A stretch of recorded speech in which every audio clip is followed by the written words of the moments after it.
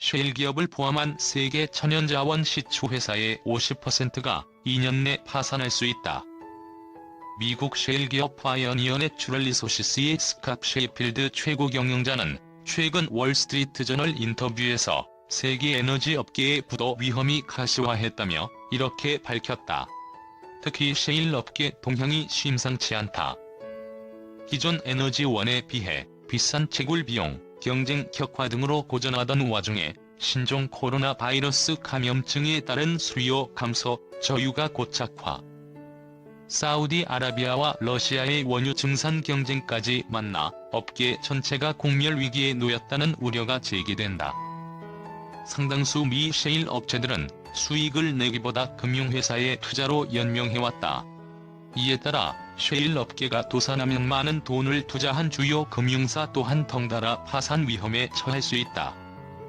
일각에서는 2007년 미 모기지 업계의 줄파산이 다음에 전대미문의 세계 금융위기로 이어졌듯 셰일 업계의 현 상황이 대형 위기에 서막일 수 있다고 우려하고 있다. 셰일가스는 한때 차세대 에너지원으로 각광받았다. 이는 2008년 세계 금융위기 및 세계 에너지 업계의 패권을 차지하려는 미국의 행보와 밀접한 관련이 있다. 미국은 2000년대 중반 국제 유가가 $100에 육박하자 정책적으로 셰일 업체 육성을 장려했다. 걸핏하면 석유를 무기화하는 중동 산유국에 휘둘리지 않고 에너지 자립을 이루겠다는 의도였다.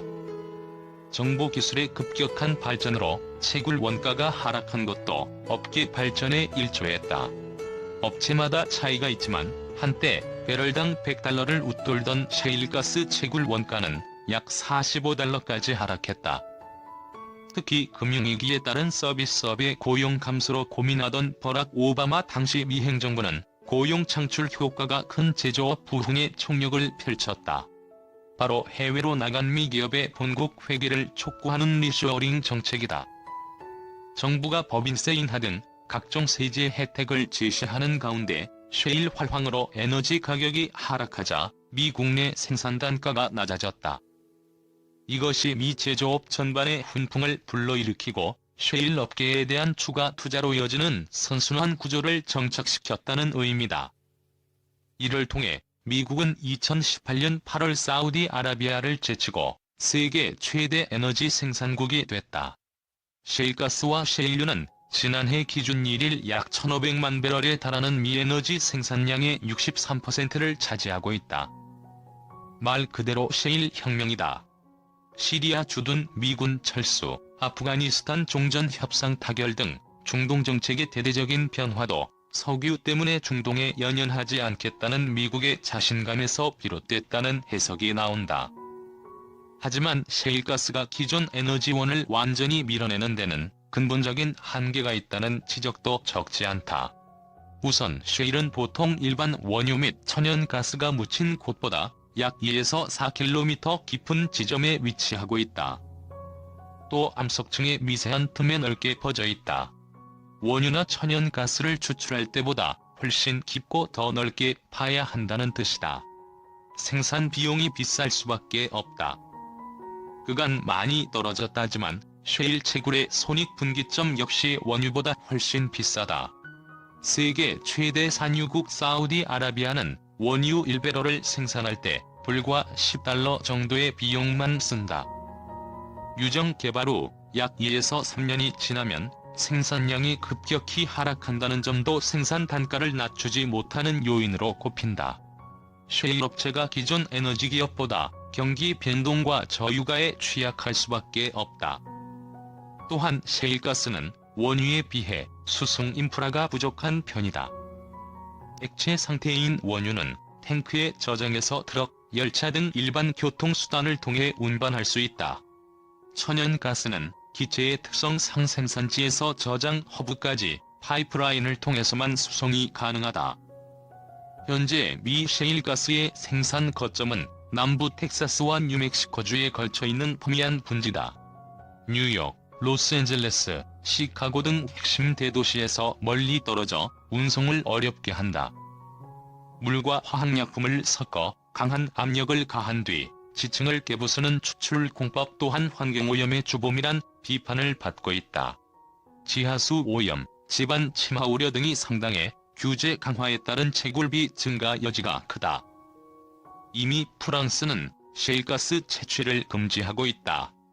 상당수 미 지방정부도 채취 규제를 강화하고 있다. 2014년 이후 국제 유가가 줄곧 하락하면서 최근 몇 년간 셰일 업계의 위험이 속속 커지고 있다는 지적이 나왔다. 미 법률회사 헤인즈&빈에 따르면 파산한 북미 셰일 및 에너지기업 수는 2017년 24개, 2018년 28개, 지난해 42개로 증가했다. 지난해 파산 금액 역시 257억 6,769만 달러로 2017년과 2018년을 합친 것보다 많다. 이 와중에 등장한 코로나19 악재와 산유국 간 증산 경쟁은 치명타를 안겼다.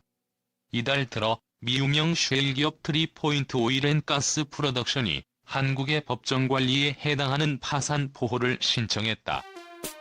한국석유공사가 출자한 EP에너지도 파산 신청을 하고 채권단과 회생 여부를 협의하고 있다. 신용평가회사 무디스는 최근 옥시덴탈 페트롤리움의 신용등급을 투자 적격에서 투자부 적격 등급인 배월로 내렸다. 옥시덴탈의 시가총액 역시 올해 초 대비 80% 하락해 현재 100억 달러를 밑돌고 있다. 특히 상당수 셰일 업체의 부채 규모가 심상치 않아 추가 파산 가능성이 있다. 무디스에 따르면 올해부터 2024년 사이에 만기가 돌아오는 북미 에너지 회사의 부채는 총 860억 달러에 이른다. 한때 셰일 혁명의 선구자로 평가받던 미 대표 에너지 회사 체서피크의 부채만 90억 달러다. 셰일 기업이 파산하면 이들에게 투자한 주유은행 또한 부도 위기에 몰리는 셰일발 뱅크런이 발생할 수 있다. JP모건 체이스, 시티은행 등 굴지의 미 대형 은행도 자기 자본금의 7에서 15%를 에너지업계에 투자한 것으로 알려졌다. 에드 허스 미 휴스턴대 연구원은 뉴욕타임스의 셰일 업계는 이미 한계에 다다른 상태였다. 코로나 바이러스가 그들이 붙잡고 있던 신랄 같은 끈을 잘라냈다고 진단했다. 미석유연구소에 따르면 에너지 부문은 미국 내 총생산과 고용의 각각 7.6%, 5.6%를 차지하는 핵심 산업이다. 셰일 업체의 위기가 미 경제 전체에 상당한 타격을 입힐 수 있는 구조다. 특히 중소형 에너지 업체의 피해가 클 것으로 보인다. 미독립석유협회에 따르면 1일 평균 7만 5천 배럴 미만을 생산하는 중소형 기업은 약 9천 개. 이들이 미원유와 천연가스의 각각 83%, 90%를 생산한다. 이들이 만들어내는 일자리만 450만 개다. 신현돈 인하대 교수는 대형 기업은 유가 하락 시 화공 등 대체 분야를 찾아 버틸 수 있지만 중소형 업체는 위기 대응 능력이 취약해 저유가 피해를 고스란히 떠안을 수밖에 없다고 진단했다. 셰일 기업이 몰려있는 텍사스 경제에도 상당한 타격이 예상된다. 싱크탱크 브루킹스 연구소에 따르면 셰일 업계의 메카로 불리는 텍사스 서부 미들랜드에서는 인구 14만 명의 약 42%가 에너지 관련 업에 종사한다. 셰일 업계의 구조조정이 가시화하면 도시 전체가 휘청거릴 가능성이 있다.